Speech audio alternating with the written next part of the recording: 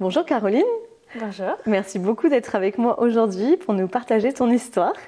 On va commencer par te présenter, s'il te plaît. Oui, donc moi je m'appelle Caroline, j'ai 30 ans, je suis d'Angoulême. J'ai une petite fille qui s'appelle Lia, qui a bientôt 9 mois. Et on a eu recours donc à un parcours PMA. D'accord, donc tu dis on, ça veut dire que tu es accompagnée dans ta vie? Oui, tout à fait. Donc je suis en couple avec Kenny depuis 15 ans. 15 ans, d'accord. Oui. Alors, ça me laisse une petite idée. Comment on va commencer cet épisode avec du coup votre rencontre? Comment vous êtes rencontrés tous les deux? Alors, on s'est rencontrés, on était donc au collège, voilà. C'était encore l'époque des skyblogs, MSN. Les fameux. C'est ça. Donc, on a commencé à se parler sur ça. Et puis après, donc moi, je prenais des cours de guitare et lui était aussi un passionné de guitare. On s'est rencontrés pour que je puisse lui apprendre une technique à la guitare. Ah, la belle excuse. Et la petite anecdote, c'est depuis 15 ans, je n'ai jamais joué aucune note de guitare devant lui. Devant lui. Ah, tu as continué la guitare quand même ou pas? Non, après j'ai arrêté la guitare parce que c'était pas les morceaux qui me plaisaient, etc. D'accord. Donc j'ai arrêté, mais voilà, c'est la petite anecdote. Génial. Je l'ai laissé jouer. Lui, il continue ou pas du tout? Après, non, oui, il a eu d'autres passions, donc il a arrêté aussi, mais d'accord. Mais c'était drôle. Donc voilà, ce premier rendez-vous a eu lieu chez moi, et enfin chez mes parents, et puis ensuite on s'est revus. Voilà, il y avait un parc dans la commune où j'habitais, donc on s'est revus au parc, et voilà, de fil en aiguille, on a fini ensemble. Ça fait 15 ans. Ah, vous étiez super jeune. Oui. C'est chouette que ça a perduré comme ça aussitôt. C'était le premier amour, du coup? Ah, le premier, oui. Et pour lui aussi, j'imagine. Oui. Premières expériences. C'est ça. D'accord. Le couple a évolué. Enfin voilà, on n'est plus du tout les mêmes. Forcément qu'à 15 ans. Hein, mais... Vous avez, après le collège, du coup, vous êtes partis au lycée tous les deux dans le même établissement? Oui, on était dans le même établissement, mais à chaque fois, voilà, on était. Après, moi, je suis arrivée au Lisa, après Marguerite, on s'est suivis un petit peu. D'accord. Et puis après. Vous n'êtes jamais lâchés? Non. Ok, c'est super beau. C'est rare aujourd'hui que ça perdure comme ça d'aussi jeune. En tout cas, alors vous avez certainement eu des projets assez tôt, j'imagine, dans votre vie de couple. C'est ça. Donc, après, on avait des emplois stables, on a eu notre premier appartement. Ensuite, on a acheté notre maison. Et du coup, au bout de 10 ans, on se pose la question d'avoir un enfant. Bien sûr. Donc, voilà. Je savais que lui, il était plus près que moi. C'est vrai? Et puis, ouais, il m'en parlait, qu'il était prêt, etc. Et j'ai attendu le bon moment et je lui ai annoncé que moi aussi, j'étais prête. Ok. Voilà, donc j'ai arrêté ma pilule.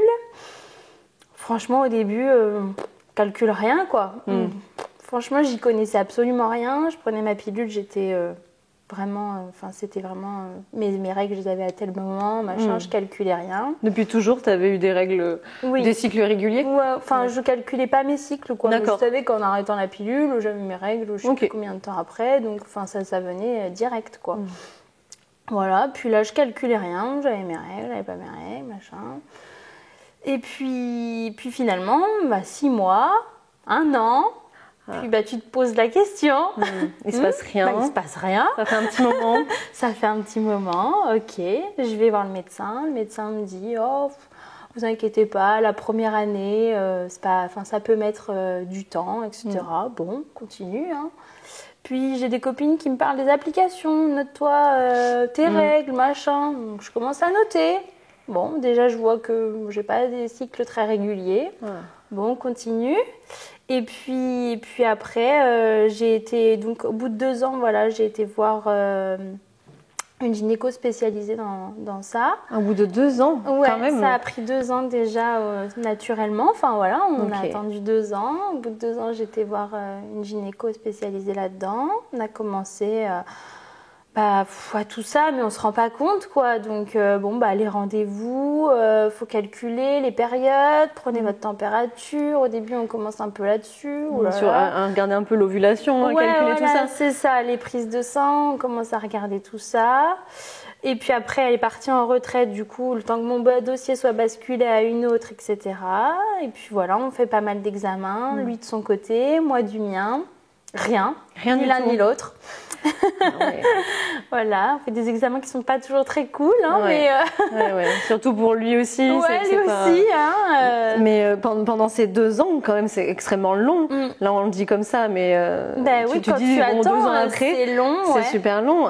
Psychologiquement, dans votre couple, en tout cas, est-ce que ça a joué Non, pas du tout. Non, ça a pas allait mis de tension. Enfin, voilà, on se prenait pas la tête. Mais bon, après, plus tu vois le temps passer, plus tu dis, bon, c'est peut-être bizarre quand même. Enfin... Non, franchement, le parcours, après, voilà, on a continué tout ça, les prises de sang, les examens. Et puis, donc après, on a commencé les inséminations. Ah oui. On a fait... Donc en France, tu as le droit à 6 inséminations. On en a fait 5. Rien. Donc 5 inséminations, rien du tout. Et au bout de la 5e, la gynéco a décidé de passer de pas faire la dernière, de passer directement à la FIV. Donc la FIV, tu as le droit à 4 essais. Donc la première FIV, on a eu 2 embryons, rien. Ils t'en remettent un, tac, tac, tac. Et puis tu sais, ça tombe jamais le bon mois. C'était la prise de sang, il suffit que tu aies un peu au-dessus, un peu en dessous.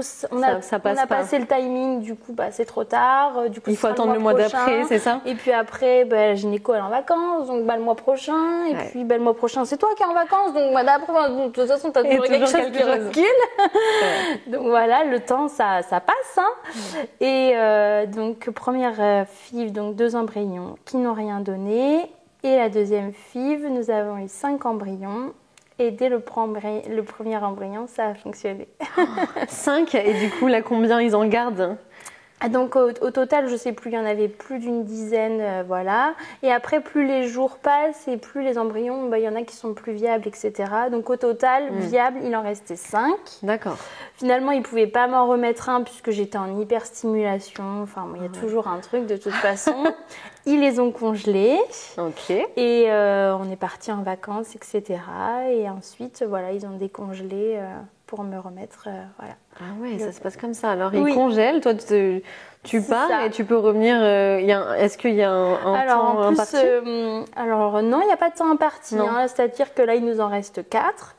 Donc, on était à Poitiers, au CHU de Poitiers. Et donc là, les 4, ils nous appartiennent à vie. Ah, c'est à vie. Donc après, tous les ans, ils nous redemandent ce qu'on souhaite faire des embryons. Est-ce qu'on veut les conserver? Est-ce qu'on veut faire des dons? Est-ce qu'on veut les envoyer pour la recherche? Est-ce qu'on veut... Donc, pour l'instant, on les conserve. Ok. Au début, on s'était peut-être posé la question de faire des dons. Quand on est passé par là, on sait qu'il y a des femmes qui en ont besoin, etc. Finalement, c'est quand même au stade de l'embryon, donc c'est vraiment un embryon, quoi. Donc, oui, c'est le tout début. Voilà, donc on se dit, on les garde, on verra si vraiment on veut un jour faire un don, pourquoi pas. D'accord. Mais ça a été très drôle aussi pour l'embryon, pour mettre l'embryon, parce que je devais partir en vacances avec mes copines, j'avais un voyage de prévu. Okay. Monsieur, lui, avec ses copains également. Et puis, l'hôpital t'appelle, c'est limite à l'heure près, tu vois, tu sais jamais quand ils vont t'appeler, etc. Et donc, là, elle m'avait dit, vous aurez une prise de sang à faire la semaine prochaine, machin, sauf que la semaine prochaine, je devais être en voyage. Mince. Bon, j'étais prête à annuler mon voyage, etc. Je devais partir le samedi et le vendredi soir, elle m'appelle, elle me dit, finalement, la prise de sang, c'est demain. Donc le samedi, mais je devais partir, quoi. C'est la veille pour le lendemain. Ah oui, c'est ça.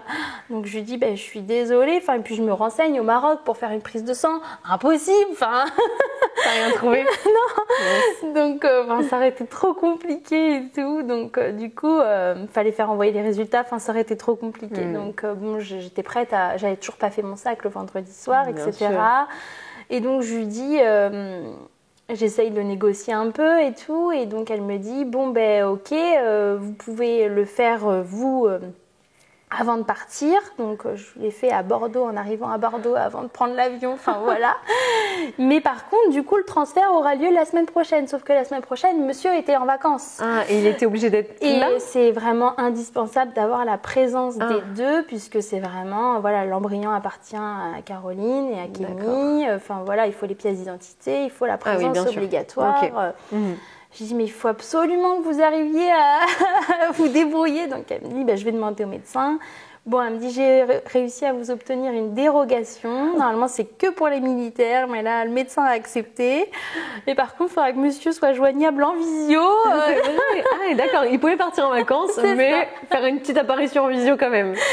Exactement. Donc, ok, coup, sympa, super sympa le médecin. Trop sympa, franchement trop bien.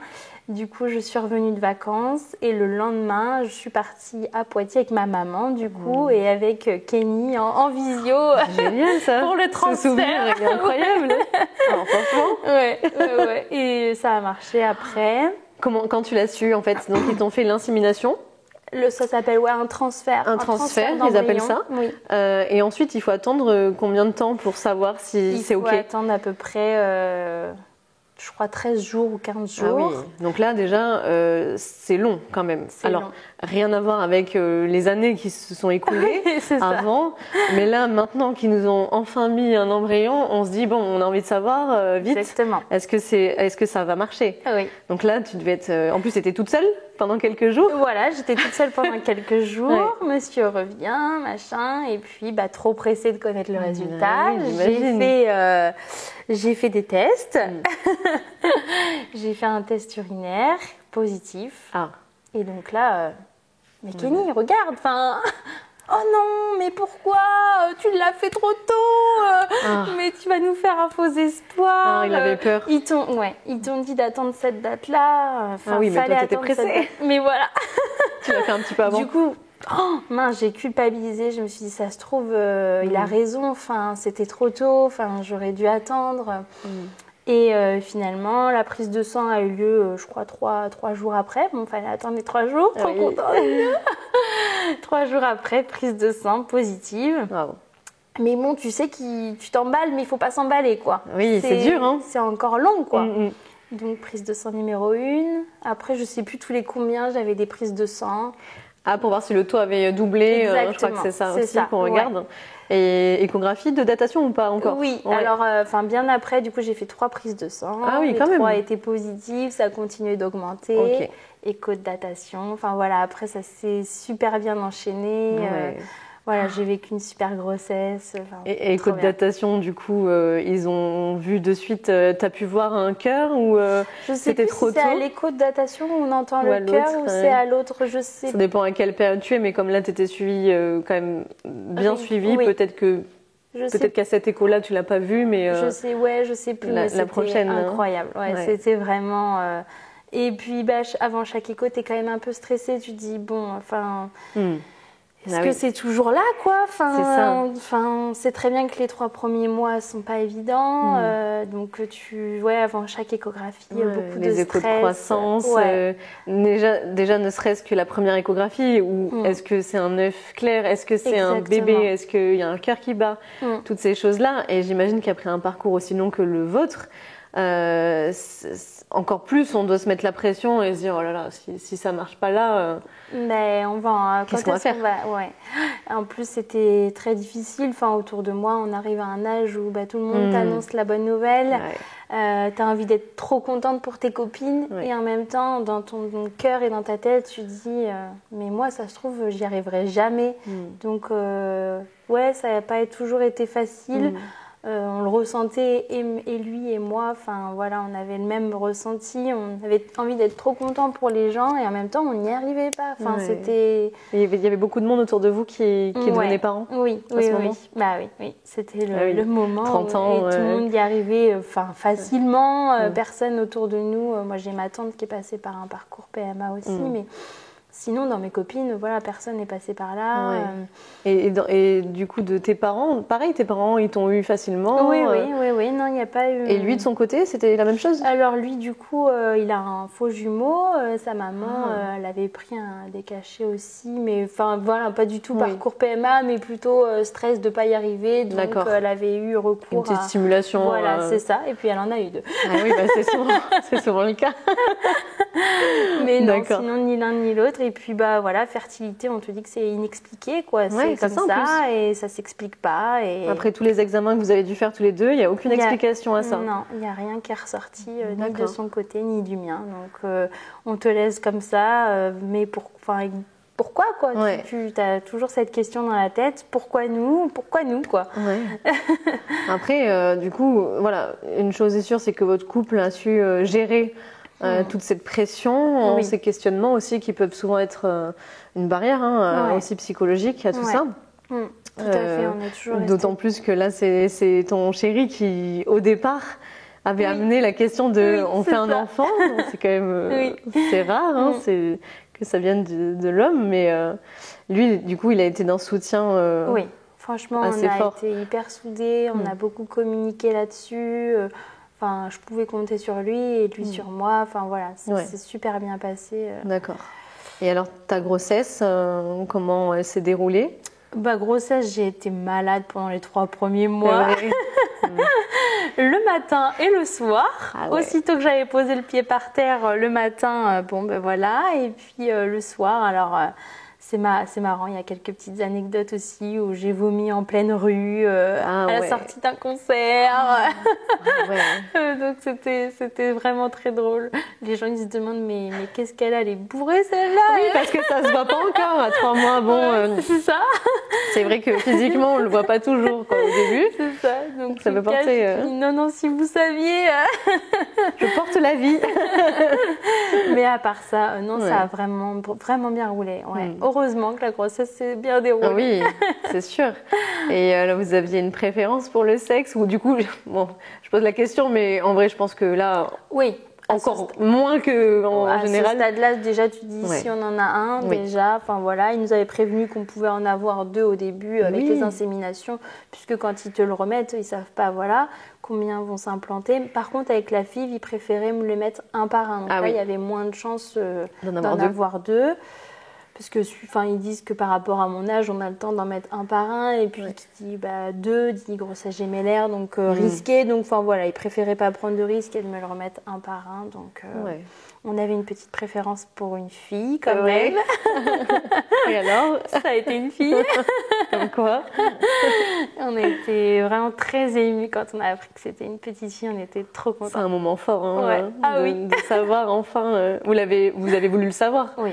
Pendant l'échographie. Vous n'avez pas attendu. Annoncé sur l'écran. C'est une fille. C'est vrai. Génial. Trop bien.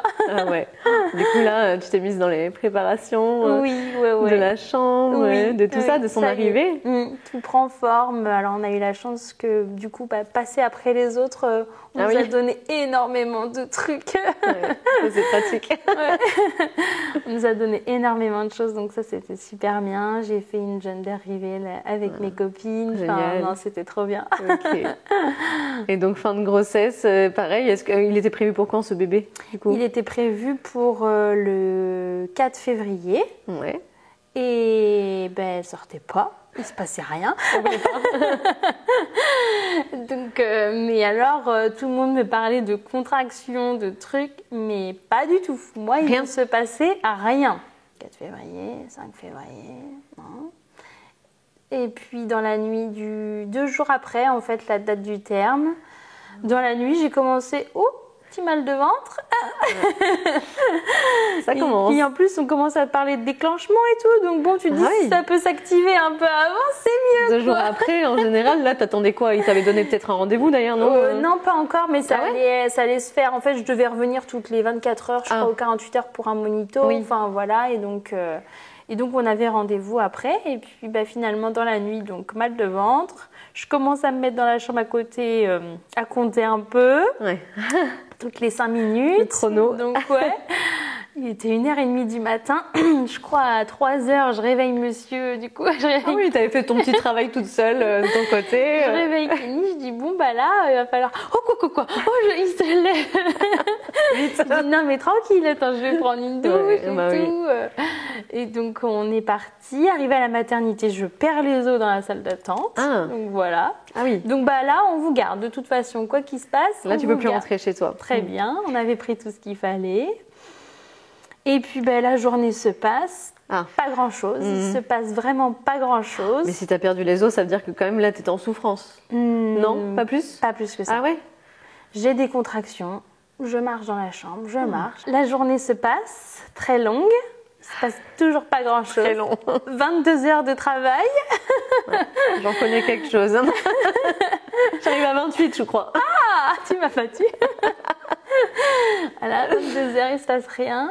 Et puis, ils essayent par tous les moyens, je sais plus ce qu'ils mettent, plein de trucs pour essayer de faire avancer le travail. Ah, d'accélérer un peu. Ouais, d'accélérer. Parce que là, ils regardaient ton col, j'imagine. Ouais. Alors, mon col, j'étais à 1, 2, 3. Je crois que j'ai fini à 4, même pas sûr. Hein. Ah j'étais bon à 3, 4, pas oh là plus. là. Hein. Bon, il se passe vraiment rien. Je sais plus quelle heure il était, tard. Bon, on va revenir vous voir. Et puis, je crois, à 1h, 2h du matin, de l'autre matin. oui. Enfin, voilà. Hein. Et t'avais la péri ou pas encore? Oui, il m'avait posé la péri. T'avais quand même posé la péri. J'avais rien. Enfin, j'avais tellement pas mal, en fait. Ouais. Enfin, ah ouais, ouais. Donc t'aurais pu faire sans. Je voulais la péridurale. Tu penses ouais. Quand même. Je leur avais dit, mettez-moi la péridurale dès que c'est possible. Non, parce que normalement, quand on perd les os, on dit souvent que les douleurs de la contraction est encore plus poussée que quand on perd pas la poche des os, quoi. Bah ouais, mais alors peut-être plus le col écoute, travaille, mais là, moi, non, vraiment pas. Alors, j'entendais la fille marcher. à côté hurler dans la chambre. Oh, moi, je stressais qu'on puisse pas me mettre la péridurale, alors j'ai dit, dès que vous pouvez, vous me la mettez. Ouais. Mais ils t'ont pas mis trop tôt, du coup? Non, ils me l'ont mise, j'étais déjà en salle d'accouchement. Oui. J'étais plus dans la même pièce qu'avant pour patienter. Donc là, ils m'avaient mis dans la salle d'accouchement, péridurale. Et puis ça continue, on attend. Et puis du coup, 2h du matin, on te dit, là, vous partez en césarienne d'urgence parce qu'il se passe rien en fait. Donc là, là, ça a été un gros déchirement en fait.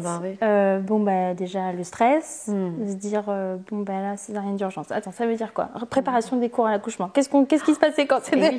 On te prépare pas à une césarienne d'urgence. On en avait parlé, mais tu t'essayes de te refaire le film, qu'est-ce qui va se passer et tout. Moi, je savais que j'avais retenu de la préparation à l'accouchement, césarienne d'urgence, le conjoint ne pourra pas être présent. Ça, j'avais retenu dans ma tête. Tant que c'est pas programmé, il peut être présent, mais pas programmé, non. Oh, c'est terrible. Ah là, c'était terrible. Ah là, on a pleuré, c'était gros déchirement. Du coup, je pars toute seule, monsieur, attends, c'était super. Ils avaient dit qu'il reviendrait dans une demi-heure, donc ça va, c'est plutôt rapide, mais bon, il attend, quoi. Mais c'est rapide et en même temps, ça peut être très long. Et donc, ils me prennent dans cette salle, ça a été super rapide, hein, franchement. Au moins, c'est ça, c'est l'avantage, c'est que c'est super rapide. J'ai tout senti, ils m'ont appuyé, tac, tac, de chaque côté. Et puis pouf, quoi. Je vomissais entre-temps. C'est vrai. À cause de l'anesthésie, tu crois? Je sais pas, le stress. J'avais froid, je tremblais, voilà. Et puis, il fallait pas que je bouge. Je tremblais, mais bougez pas. C'est terrible. J'avais la gamelle pour vomir à côté. Donc voilà, elle est sortie. Elle a pleuré. Je l'ai entendue. Ils l'ont tout de suite prise. Par contre, j'ai même pas eu le temps de la tenir. Je l'ai regardée 10 secondes, quoi. J'ai regardé 10 secondes et puis j'ai dit emmenez-la à son papa. Voilà, de toute façon, elle était mieux avec son papa qu'avec moi qui était pas bien. Oui, mais bon, c'est important, je trouve, d'avoir ce premier lien, ce premier contact visuel. Ah non, tu l'as porté pendant 9 mois, tu l'as attendu 5 ans. Trop frustrant. Ah ouais, trop frustrant. Et puis t'es toute seule. Je suis toute seule. Du coup, il l'emmène. Je l'entends plus, je la vois plus. Voilà. Et moi, je pars en salle de réveil pendant 2 heures, tellement longue, mais tellement longue. Donc toute seule aussi pendant 2 heures? Toute seule, oui. Tu n'as pas vu ta fille pendant 2 heures? Non. Tu pars en salle de réveil. J'étais toute seule dans une grande salle. Oh. Et il y avait quelqu'un qui me regardait et qui me disait « Il faut dormir, madame. Oh. » Non, mais moi, j'ai pas envie de dormir. Je veux voir mon bébé et mon mari. Je pense qu'à eux, j'ai qu'une seule envie, c'est de les rejoindre. De voir son visage. Oui, c'est ça. Mais elle me dit après, vous n'allez pas dormir, donc reposez-vous et tout. Bon, ok, je m'assoupis vraiment rapidement. Et puis... Elle dormait plus que moi d'ailleurs, cette dame en face de moi. C'est pas vrai. Si. Ah, mais c'était une dame. Non, c'était une aide-soignante. Enfin, ah oui. Et elle dormait. Ben oui, elle me dit, moi j'en profite. Enfin voilà, je me repose et ça tout. D'accord. Ok. Donc bon, ok. Et physiquement, comment tu te sentais justement après cette c'est quand même une opération, une césarienne. Ouais, j'ai ça pas allait sur le coup là, je pense pas à la douleur. Oui. Je me rends pas compte. Ok. Je me rends pas compte. D'accord. On m'amène avec eux en chambre. Je suis trop contente de les voir. Soulagement. Enfin voilà, déjà Kenny de me voir. Voilà, il était avec la petite. Il me raconte ces 2 heures sans moi. Donc il a fait du pot à pot pendant 2 heures.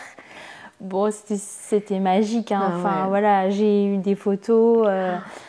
Il m'a montré des photos après, voilà, le premier regard, enfin toutes ces choses-là. La rencontre tout seul incroyable. avec sa fille pendant 2 heures, ce moment privilégié aussi, qu'on n'a pas forcément, qu'on n'a pas du tout pendant un accouchement lambda, quoi, par voie basse.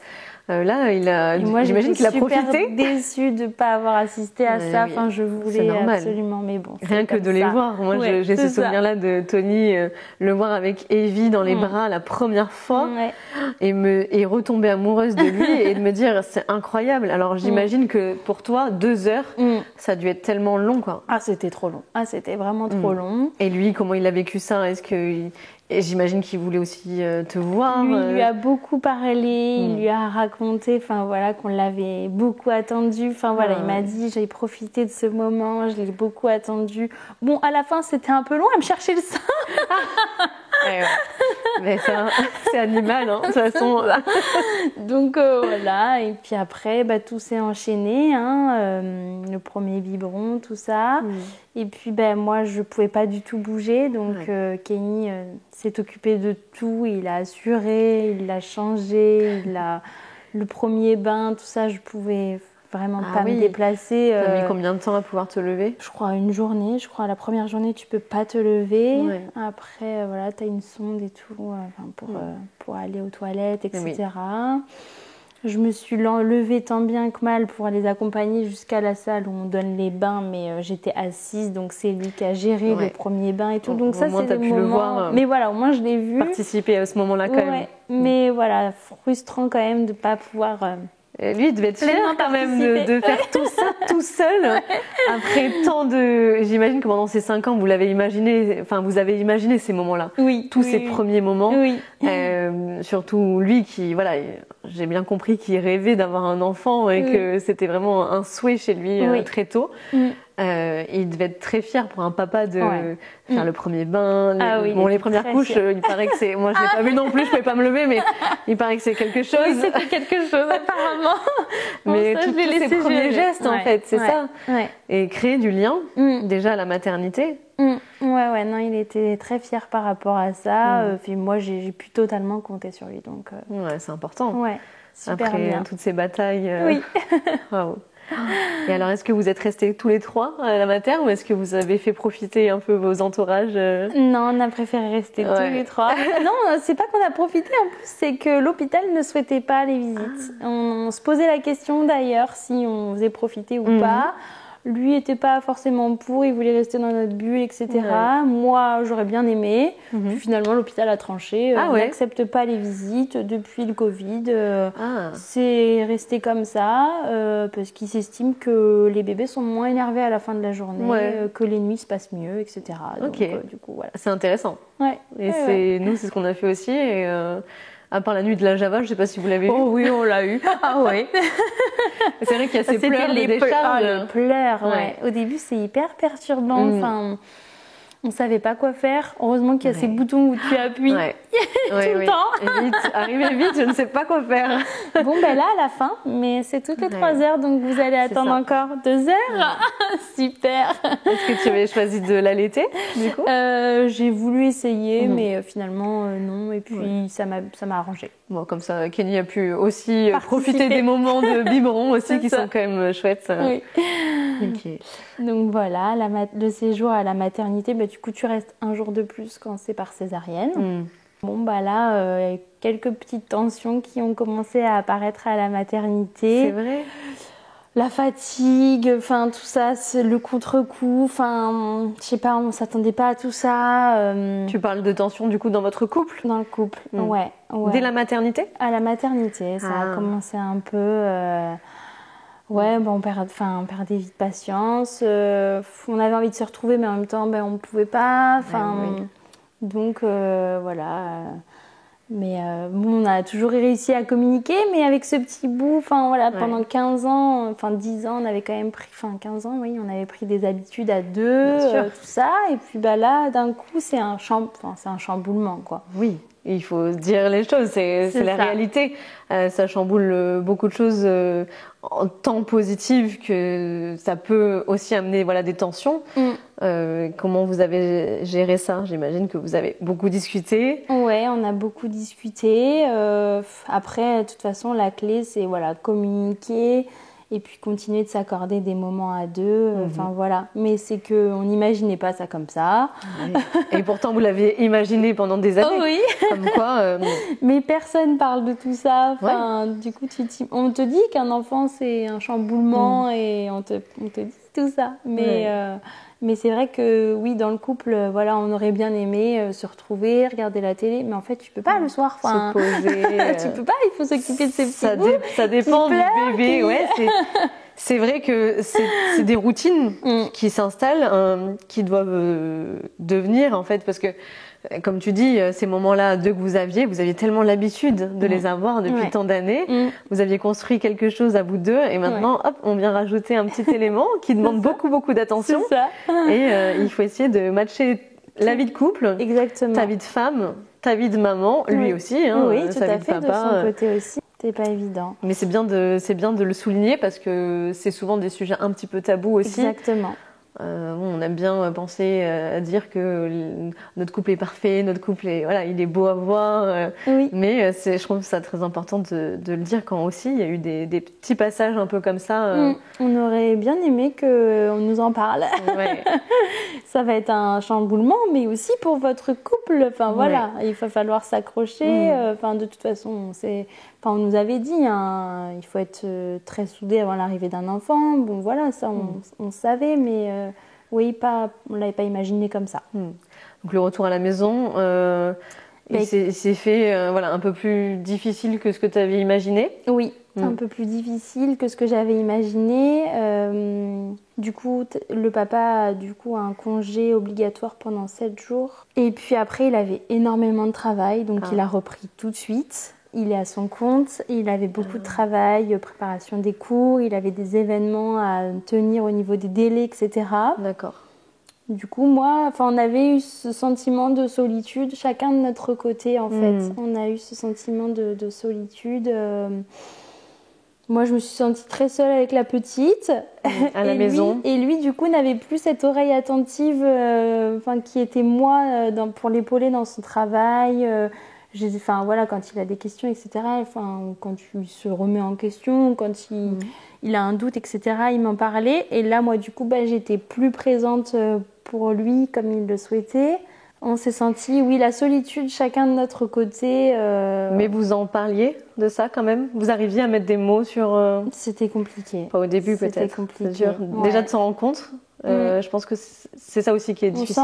On s'en rendait compte puisque ça nous faisait de la peine, mais on n'arrivait pas à faire autrement en fait. T'étais surchargée, lui aussi, j'imagine. Voilà, c'est ça. Ouais. Du coup, lui, surchargé de son côté, mais moi, du coup, j'avais l'impression que j'avais pas d'aide. Oui, que t'étais toute seule. Et lui, du coup, je le comprenais pas parce qu'il avait beaucoup de travail et j'arrivais pas à me mettre à sa place. Et quand il rentrait du boulot, il te retrouve à la maison, peut-être un peu. Tu m'as pas aidée, j'ai été me promener toute seule. Ce genre de réflexion que t'as pas envie d'entendre quand t'as eu du travail et que lui aussi il était stressé dans son travail. C'est un stress différent, mais surtout en étant à son compte, quoi. C'est pas un salarié qui rentre après sa journée et hop, c'est fini le boulot. C'est fini. On y retourne demain, mais là ce soir je profite à la maison. C'est super dur de couper aussi quand t'es à ton compte. Et tant qu'il avait ça en tête, son travail, et qu'il n'avait pas fini, etc., il m'avait dit, dans 2 mois, je te promets, ce sera fini. Mais 2 mois, c'est long. Ça peut être très long, 2 mois. C'est vrai. Donc voilà, ça a été compliqué au début. Vous avez réussi à trouver des moments, justement, à ce moment-là, est-ce que vous vous êtes dit, écoute, là, ce soir, on fait garder la petite, oui. On va au restaurant, juste où on prend l'air. Ouais. Vous avez réussi à faire ça? Ouais, et ça se passait très bien. Ah. Dès qu'on était à l'extérieur, super. Ça se passait trop bien, comme avant. On se retrouve, on est dans une bulle pendant 1 heure ou 2, on prend l'air, et puis après tu rentres et le quotidien reprend le dessus en fait. Et c'est ce quotidien qui n'est pas facile. Ah ouais. La petite, elle dormait pas, elle se réveillait beaucoup la nuit? La petite, franchement, elle a fait ses nuits au bout d'1 mois et demi. Donc franchement, on a eu vraiment de la chance. C'est très bien. Elle vous a bien aidé là, sur ce coup. Mais c'est pareil, oui, voilà, ça a été très... oui, le premier mois, vraiment pas facile. La nuit aussi, du coup, il perdait un peu patience. Du coup, moi, je suis réveillée aussi, je veux l'aider. Mais lui veut me montrer qu'il peut gérer, donc voilà, on n'arrivait pas forcément à s'entendre. Donc voilà, après, tout est encore question de communication. C'est sûr. Et les moments qu'on arrivait à avoir tous les deux nous faisaient beaucoup de bien. Donc on s'est raccroché à ça et depuis on a trouvé un équilibre. C'est bien. C'est très fort de réussir à faire ça parce que souvent, pour les couples qui vivent la même chose, parce qu'il y en a énormément, c'est dur de rentrer à la maison le soir et puis de se dire, ok, même se dire à soi-même, bon là ça va pas, je vois bien que ma femme elle est dépassée, qu'elle est fatiguée, j'aimerais l'aider plus, mais moi aussi je suis fatiguée par ma journée et le soir quand je rentre j'ai pas envie de ça, et inversement pour toi et c'est super dur, mais c'est la clé, c'est la communication et pas fuir en fait le problème. Et moi j'avais l'impression de me plier en 4 et pour la petite et pour les repas, enfin les tâches pour tout de la maison, quoi, du quotidien. Cette charge et mentale. Lui, il se pliait en 4 aussi de son côté, et moi je le voyais pas forcément. Enfin voilà, ça a créé au début des tensions. Des tensions qui n'étaient pas là avant. Et qu'on n'avait pas du tout imaginé, quoi. Enfin... Mais oui, parce que je pense que quand on fait une PMA, c'est peut-être la dernière chose à laquelle on s'attend aussi, et on pense même, on n'y pense peut-être pas à tout ça. On pense que à y arriver. Exactement, on pensait à y arriver et puis on pensait, mais nous ça va trop bien se passer, ça va. Alors déjà on était très proches, mais ça va encore plus nous souder, nous rapprocher. C'est un projet commun qu'on veut mener à terme. Voilà, c'est ça, on va y arriver, ça va être l'accomplissement, et au final, déçu. Un peu déçu. Vous l'avez surmonté quand même. Oui. Parce qu'aujourd'hui, ça se passe très bien. Ta fille, elle a quel âge? Du coup, tu as dit 9 mois? Oui, elle va avoir 9 mois bientôt. Ouais. Donc là... on a trouvé un équilibre. On sait gérer le quotidien. Bon, il y a des hauts, il y a des bas, mais voilà, on arrive à communiquer, à se comprendre, très important, et à toujours s'accorder des moments à deux. Bien sûr. Est-ce que toi, tu as repris ton travail du coup que tu faisais avant ou Alors du coup, j'ai pas parlé de mon travail. Oui, c'est pour ça. Je me pose la question. Donc moi, j'ai travaillé pendant 8 ans dans une boîte sur Angoulême, et suite à ce parcours PMA, je me suis demandé si le travail n'était pas lié à tout ça aussi. Du coup, j'ai décidé, beaucoup de remises en question. Enfin, tu te dis pourquoi. Et dans les pourquoi pas le travail, à cause du travail. Et du coup, j'ai décidé d'arrêter mon travail pour me focaliser un peu plus là-dessus et essayer de réaliser déjà, d'avoir un enfant. Et j'ai réussi. Ça a marché. Parce que pour revenir sur le parcours PMA, c'est énormément de rendez-vous médicaux. Oui, énormément. On doit, je sais pas, t'es sollicité quand même sur une semaine plusieurs fois. Énormément. Tu as les prises de sang le matin. Ensuite, pour peu que ça soit suivi par une échographie, tu as la gynéco qui ne prend pas à l'heure. Déjà, t'embauches fin de matinée, quoi. Voilà, donc il faut avoir un employeur hyper compréhensif. Tu as l'infirmière qui vient tous les soirs pour te piquer à une heure précise. Donc, si tu as décidé de faire quelque chose, il faut que tu sois chez toi de telle heure à telle heure pour l'infirmière. C'est ça, toutes les 48. L'infirmière, elle venait tous les soirs. Et j'avais les prises de sang tous les 2 jours. Suivant les périodes dans mon cycle, j'avais des semaines, c'était comme ça. Wow. Donc, les piqûres, là tu parles des piqûres de l'infirmière, oui.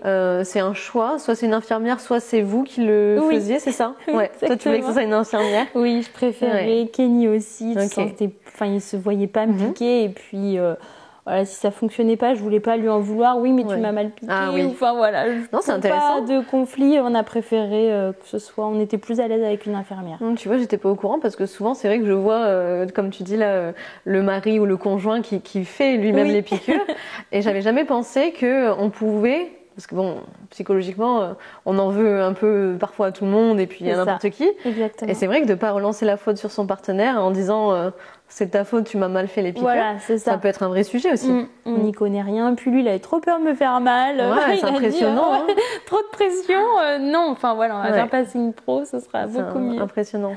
Et d'accord, mais alors c'est pareil, pertinent, je trouve, de le dire que.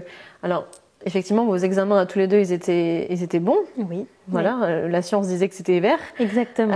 Et le côté psychologique, être conscient que le côté psychologique peut rentrer en jeu, ça c'est super de l'avoir vu, de l'avoir réfléchi et d'avoir fait en sorte aussi de ne pas avoir ce blocage-là. On ne saura jamais si en fait le boulot était lié ou pas. On ne le saura jamais. Mais tu as pris des décisions pour en tout cas aller de l'avant et faire en sorte que ça marche. Alors, bon. Ça t'a amené, alors pas à féconder, on va dire, naturellement, mais au moins tu as mis en place des choses pour pouvoir assurer la PMA et être libre en fait. Exactement, c'était être libre, c'était plus de demander, d'être stressée, de courir partout, voilà, j'étais libre et puis je pouvais assister au rendez-vous. Tu avais un emploi dans ton travail, c'était quoi tes horaires? J'avais pas d'horaire, j'étais agent immobilier, donc... Ah oui.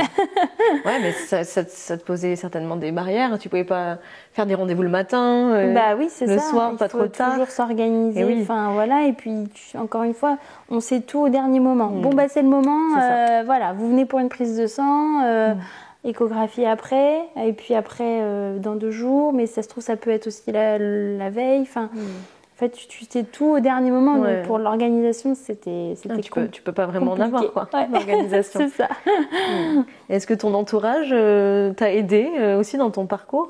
Enfin, votre entourage, du coup, puisque comment tu l'as vécu ça? Est-ce que tu t'es sentie bien entourée? Est-ce que tu en parlais pas trop avec tes proches? Alors ça, tu vois, c'est Est-ce que tu t'en souviens? Parce que peut-être des fois, on oublie tout ça. L'entourage, oui, a été présent. T'en parles un petit peu, mais ils peuvent pas comprendre à quel point c'est difficile en fait, puisque quand t'as des copines qui mettent 15 jours pour avoir leur enfant, forcément tu leur en parles, mais personne pourra se mettre à ta place, quoi. Donc c'est la famille, la famille te demande où vous en êtes, machin, et puis finalement après ils arrêtent de t'en parler puisque ils attendent que ça vienne de toi et ils veulent pas t'offenser ou... Oui, pas être maladroit parce que à demander toutes les semaines alors ça en est où, alors vous avez réussi, alors c'est délicat aussi. Ouais, c'était délicat et de la part de mes amis et de la part de ma famille. Donc nous on n'y voyait pas vraiment d'inconvénient d'en parler. Enfin, voilà, ça nous faisait du bien des fois d'en parler. On trouvait qu'on n'en parlait pas forcément assez. D'accord. Mais tu veux pas embêter les gens. Oui, parce que comme tu dis, je pense que tu peux en parler avec des gens, en tout cas les gens qui te comprennent, c'est ceux qui sont passés par là, malheureusement aussi. Un parcours similaire, oui. T'avais personne autour de toi à part une ma tante. Voilà. Ouais, exactement. J'en ai beaucoup parlé avec ma tante. Mais bien avant du coup, ou c'était... Elle a eu son petit, là il va avoir 5 ans, donc voilà, il avait... C'était assez récent. C'était assez récent. Tu pouvais au moins t'appuyer sur son témoignage à elle. Exactement, ouais, ça fait du bien. J'imagine, parce que, voilà, comme tu dis, tes amis qui commencent à tout avoir des enfants... comme ça. Un peu comme ça. Un peu comme ça. C'est pas évident, quoi. Mais tu te remets en question tout le temps. Tout le temps. Mais t'es trop contente pour elle et en même temps, t'arrives pas à l'exprimer et du coup, tu culpabilises. J'ai pas été assez présente pour mes copines. Je leur parle pas de leur grossesse parce que moi, ça me fait du mal de leur en parler. Et ça, c'est pas facile. Mais tu as réussi quand même à garder ce lien. Ah oui. Tu t'es pas renfermée. C'est bien. Non. C'est bien que tu aies réussi à faire ça. Il y en a plein qui se renferment et qui ils sortent plus de chez eux. Ils supportent plus voir des enfants dans la rue, en poussette. Enfin, tu vois, c'est délicat. Et en même temps, ça se comprend tellement. En plus, avec toutes ces hormones. Oui.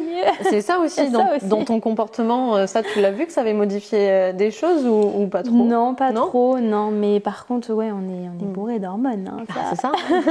Ça, c'est sûr. Tous les 2 jours. Ah ouais. Donc non, ça avait pas. T'as gardé ce lien social en tout cas, qui est très important. À pas me renfermer. C'est super. Ouais, j'ai gardé mon cercle d'amis. Enfin voilà, tout génial, va pour le mieux, mais c'est une très bonne chose. Oui. Ok. Et donc aujourd'hui, ta fille a 9 mois. Oui. Quels sont les projets? Est-ce que vous avez des projets pour la suite? Tous les 3. Pour l'instant, pas de projet à l'horizon. Ouais. Profiter, conserver cet équilibre à 3. Ouais. Profiter vraiment de la voir grandir, de la voir évoluer. Et si on doit faire un deuxième, on fera. Par contre, on prendra les 4 embryons qui restent. Je pense pas repasser par tout ce protocole. D'accord. Qui est quand même assez contraignant, fatigant, même si l'issue est super belle. Voilà. Tu sais pourquoi tu l'as fait, tout ça, hein, pourquoi vous deux vous l'avez fait, ce parcours. Je me dis que voilà, soit ça viendra naturellement, soit avec les 4 qui restent, mais je ne repasserai pas par tout ce que j'ai fait. On entend souvent des histoires comme ça où le premier, ça a été très compliqué, et puis tu vois, ça débloque quelque chose là-haut et hop. Un deuxième. Et le deuxième vient naturellement. Voilà. Et on se dira que c'est la nature. Bien sûr. Voilà. Le destin, c'est ça. Parce que là, tu as repris une contraception, du coup, quand même. Non, du coup, pas de contraception. Prends pas la tête avec on tout se ça. protège, mais pas de contraception. Ouais. Ok. Mais en tout cas, tu as cette solution-là d'avoir au congélateur. C'est super étrange de dire ça, mais c'est très étrange de dire ça. C'est super étrange, mais je trouve ça tellement, en même temps.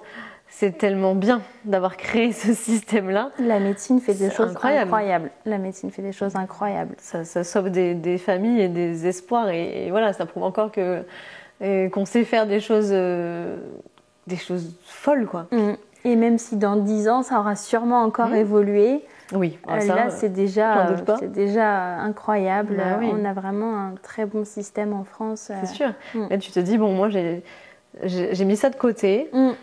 Si un jour nous vient l'envie de faire un deuxième, et ben on a cette possibilité-là. Tu as dit quelque chose de très important, j'ai trouvé ça très, très pertinent, que même si tu veux en donner, faire des dons, tu peux le faire. Oui. Et ça, c'est incroyable. Tu t'es renseigné un petit peu sur le sujet de comment ça se passe pour les dons ou pas encore? Je pense que quand tu remplis le papier, tu dis que tu souhaites faire les dons et après c'est l'hôpital qui se gère de ce qui... Oui, c'est anonyme. Mais ça, c'est formidable aussi. Pour les gens qui peuvent vraiment pas, où il n'y a aucune solution, où rien ne fonctionne, au moins... Quand tu es passé par là, tu sais que c'est très important et c'est très précieux, quoi. Et même les faire, étudier par la science aussi, c'est une possibilité. Oui, tout à fait. C'est génial. Ça peut faire encore évoluer les choses, quoi. Donc, non, très bien. C'est super important d'avoir ce témoignage d'espoir, encore une fois, pour les personnes qui vont écouter ton témoignage et ton histoire. Votre histoire à vous 3, parce que voilà, c'est devenu c'était votre histoire à vous 2 et c'est devenu votre histoire à vous 3. Ta fille pourra écouter du coup son parcours et ses premiers instants de vie avec son papa et après avec toi. Mais je trouve ça super important de dire que voilà, vous avez vécu pendant 5 ans dans l'attente, dans la recherche, dans tous ces essais. Mine de rien, tu m'as dit 5 FIV. 4 FIV. Enfin non, 2 FIV et 5 inséminations. Voilà, c'est énorme. Et ça peut en décourager plus d'un couple. Au bout de 1, déjà, j'imagine que la déception que c'est. Au bout de 4, 5, 6, ça peut être catastrophique. Et Kenny parlait déjà d'adoption, tout ça. Enfin, pour moi, c'était pas... Enfin, je l'envisageais pas. C'est vrai. Mais, oui, ça aurait été un sujet sinon. C'est vrai que ça. Lui, il voulait absolument avoir un enfant, peu importe comment. Lui, il m'avait dit qu'il n'était pas du tout contre l'adoption. Enfin, il envisageait ça. Moi, ça me paraissait insurmontable. Ouais, c'est vrai. Je voulais, c'était mon enfant ou pas, quoi. Ouais. Donc, on n'en avait pas vraiment. Toi, tu avais ce besoin parlé, de le porter. Ouais. De Donc, le ressentir. Mais sinon, oui, ça aurait été la suite, en fait. Ouais. Ok. Bah, d'aborder ce sujet. C'est intéressant aussi. Et lui, il était vraiment prêt à 1000%, peu importe comment. Et regarde, il a eu sa fille. C'est ça. Et alors, elle ressemble à qui? Alors, aux deux, on a des... C'est un mélange. Voilà, c'est ça. Bon, ça va. Il y en a qui sont team papa, d'autres team maman. Bah, toujours, ah, c'est beaucoup papa. Oui, mais quand même. Il a la tête de son père. Ouais, c'est ça. Elle a la tête de son père. Il fait tout comme papa. Elle a tout. Ah, c'est un mélange des deux. C'est génial. Ouais. Bon, et bien, en tout cas, je te remercie beaucoup d'être là aujourd'hui parce que il y a encore quelques jours, elle était hospitalisée. Oui. La petite Chouquette qui a eu un petit problème, enfin un gros problème à son genou. Au genou. Oui. Et alors ça, c'est pareil, je connaissais pas du tout. Elle a eu une infection. C'est ça. Oui. C'est papa qui l'a découvert. Oui. Heureusement que papa il est aux aguets, hein. Il l'observe beaucoup. Beaucoup. Ouais, je trouve ça intéressant qu'on en parle un petit peu parce que ça peut aussi aider.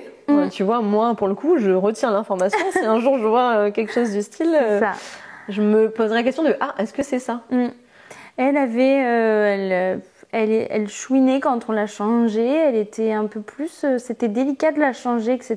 Le passage des jambes. Et puis finalement, il s'est rendu compte que elle avait toujours sa jambe pliée.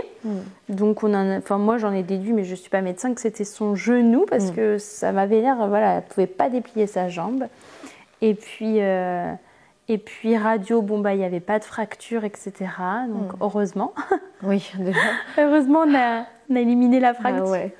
Mais du coup, c'est un épanchement du genou, ils appellent ça, une arthrite septique en plus. C'est un liquide qui se forme dans le genou dû à une bactérie qui s'est infectée dans son genou.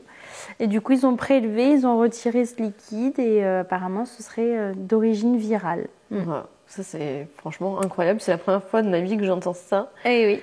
et la peau, du coup, à 8 mois et demi, là, elle est restée hospitalisée pendant une semaine. C'est long. Jour de mon anniversaire. C'était 30 ans, c'est ça? Oui, tu la vois partir au bloc en anesthésie générale. Tu la laisses, tu culpabilises tellement de la laisser, trop difficile. Tu la récupères en salle de réveil, c'est horrible. Et puis finalement, elle va bien. Oui, ça y est, c'est passé là. C'est passé. Elle est rentrée à la maison. Oui, voilà. Et puis il va falloir quelques jours, quelques semaines pour que ça se remette. Mais bon, elle va se faire chouchouter. C'est ça. À fond. Elle pourra de nouveau mobiliser sa jambe. En tout cas, je te remercie vraiment pour ce témoignage qui est plein d'espoir pour ceux qui passeront par là aussi malheureusement. Mais tu en parles avec tellement de légèreté et que voilà, on se rend pas compte que 5 ans c'est très long et qu'on passe par plein d'étapes et que les émotions, que tout peut être remis en question. On pense beaucoup à Kenny aussi, oui, qui a l'air d'être un super papa et un super mari. Oui. Franchement, on l'embrasse très fort et tout ce que je vous souhaite, c'est beaucoup d'amour et beaucoup de bonheur. Merci Marie. Pour la suite. Merci beaucoup de m'avoir reçue. Avec plaisir. Et si je peux donner de l'espoir à des femmes, c'est un parcours long, difficile, mais surtout ne baissez pas les bras. L'issue est trop belle. Accrochez-vous. Vraiment, vous passerez par plein d'étapes, par plein d'émotions. Vous aurez parfois des déceptions, mais ce sera tellement de bonheur. Et dans votre couple, ne lâchez rien. Ça se passera très bien. L'amour gagne toujours. C'est ça. C'est ce que ton récit nous montre aussi. Ça serait beau. Merci beaucoup. Merci beaucoup.